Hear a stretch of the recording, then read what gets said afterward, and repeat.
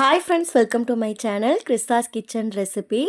இன்றைக்கி நாம் சிக்கன் சுக்கா வறுவல் எப்படி பண்ணுறது தான் பார்க்க போகிறோம். இது நார்மலாக சைடிஷாக வச்சு சாப்பிட்றதுக்கே அதனோட சுவை ரொம்பவே நல்லாயிருக்கும்.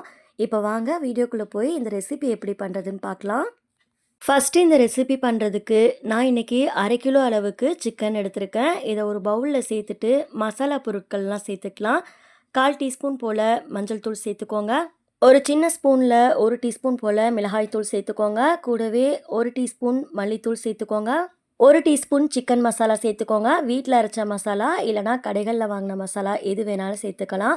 இது கூடவே 1/2 டீஸ்பூன் ஜீரகத்தூள் சேர்த்துக்கோங்க. அடுத்து 2 டேபிள் ஸ்பூன் தயிர் சேர்த்துக்கோங்க. நல்லா ஃப்ரெஷ்ஷான தயிராக சேர்த்துக்கோங்க. இஞ்சி பூண்டு விழுது நல்லா ஃப்ரெஷ்ஷாக தட்டிட்டு சேர்த்துக்கோங்க. அப்போ தான் நல்லா வாசனையாக இருக்கும். கடைசியாக தேவையான அளவுக்கு உப்பு சேர்த்துக்கோங்க. இப்போ இதை எல்லாத்தையுமே கையிலேயே நல்லா கலந்து விட்டுக்கோங்க. நம்ம சேர்த்துருந்த மசாலா சிக்கனோட எல்லா பக்கமும் படுற மாதிரி நல்லா கலந்து விட்டுக்கோங்க. பாருங்கள், இப்போ நம்ம கலந்து விட்டாச்சு. இது மாதிரி நல்லா கலந்ததுக்கப்புறமா இதை மூடி போட்டு ஒரு 1/2 மணி நேரம் போல் சிக்கனை நல்லா ஊற வச்சுக்கோங்க. இப்போ ஒரு 1/2 மணி நேரம் போல் சிக்கன் நல்லா ஊறிட்டுருக்கு. இது மாதிரி நம்ம பண்ணும்போது நம்ம சேர்த்துருக்க மசாலாலாம் சிக்கனில் நல்லா இறங்கும். அடுத்து நம்ம சிக்கன் சுக்கா ரெடி பண்ணுறதுக்கு அடுப்பில் ஒரு பேனை சூடுபடுத்திக்கோங்க. பேன் சூடானதுக்கப்புறமா 3லேருந்து 4 டேபிள் ஸ்பூன் போல் எண்ணெய் சேர்த்துக்கோங்க. எண்ணெய் காஞ்சதும் ஒரு சின்ன துண்டு பட்டை, 2 கிராம்பு, கூடவே 1/2 டீஸ்பூன் போல் சோம்பு சேர்த்துக்கோங்க. இது நல்லா பொரிஞ்சதுக்கப்புறமா 3 மீடியம் சைஸ் வெங்காயத்தை நல்லா நீல வாக்கில் கட் பண்ணிவிட்டு சேர்த்துக்கோங்க. கூடவே கொஞ்சமாக உப்பு சேர்த்துட்டு இதை நல்லா வதக்கிக்கோங்க. வெங்காயத்தை நல்லா கோல்டன் ப்ரௌன் ஆகிற வரையிலுக்கும் வதக்கி எடுத்துக்கோங்க.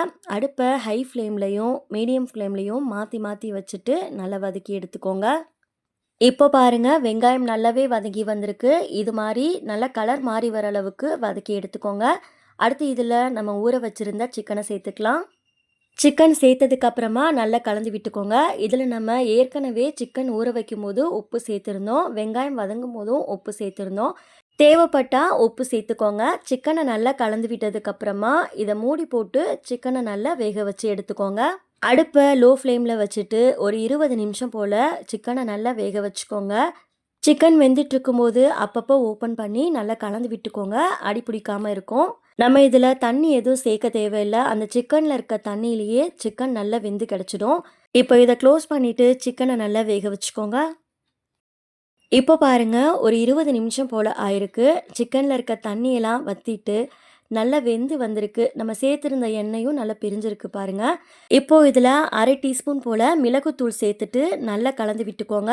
மிளகுத்தூள் கடைசியாக சேர்த்தோம் அப்படின்னா அந்த மிளகோட காரம் சாப்பிடும்போது நல்ல காட்டமாக இருக்கும். கடைசியாக இதில் கொஞ்சமாக மல்லி இலை சேர்த்துக்கோங்க. அடுப்பை ஹை ஃப்ளேமில் வச்சுட்டு ஒரு 2 நிமிஷத்துக்கு இதை நல்லா கலந்து விட்டுக்கோங்க. அவ்வளோதான், சிக்கன் சுக்கா வறுவல் சூப்பராக தயாராகிடுச்சு. வீட்டில் ஒரு டைம் ட்ரை பண்ணி பாருங்கள். உங்களுக்கு இந்த ரெசிபி பிடிச்சிருந்ததுன்னா லைக் பண்ணி சப்ஸ்கிரைப் பண்ணிக்கோங்க. நெக்ஸ்ட் வீடியோவில் பார்க்கலாம். தேங்க்ஸ் ஃபார் வாட்சிங். பபாய்.